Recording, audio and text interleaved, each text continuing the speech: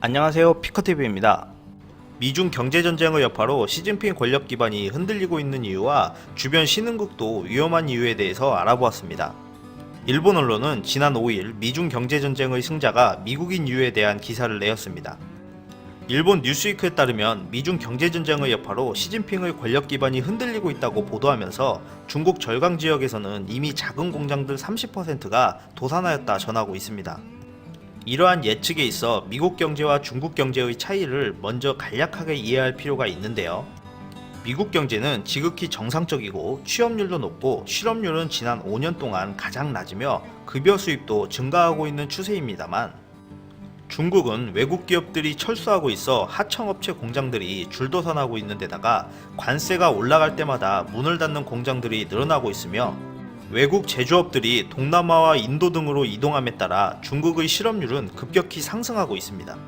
중국 정부는 경제가 6% 성장하고 있다고 주장하고 있지만 이 데이터를 외부의 사람이 확인할 수 없다는 것이 큰 단점입니다. 또한 중국 정부의 치솟는 국가부채는 자칫 주변 신흥국들의 금융위기를 유발할 수도 있는데요. 중국의 부채 대비 GDP 비율을 살펴보면 2007년도에 179.9%였던 부채 비율이 2018년도에는 293.3%까지 치솟았습니다.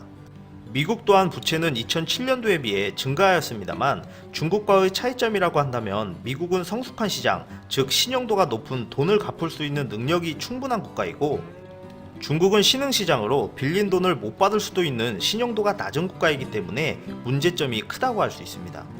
지난 3일 서울에서 열린 BOK 국제 컨퍼런스에 참석한 라인하트 교수는 중국 중앙은행의 딜레마와 신흥국의 과다부채, 중국의 대규모 국외대출, 그리고 숨겨진 부채 등을 위험 요인으로 꼽았는데요. 중국은 자본 유출 등으로 중국이 경기 둔화에 대응할 수 있는 정책 수단은 제한적이고, 미 달러 강세로 인한 신흥국의 달러 부채가 증가하고 있다고 전하면서 저소득 국가들이 중국의 국외대출에 대한 채무를 불이행할 경우 주변 신흥국의 줄도산으로 이어질 수 있다고 전해집니다. 만약에 중국발 신흥국 부채가 증가하여 금융위기가 발생한다면 이번 충격은 이전보다 훨씬 클 것으로 예측되는 만큼 대한민국도 철저한 준비가 필요해 보입니다. 끝까지 시청해주셔서 감사합니다. 구독, 좋아요 부탁드립니다.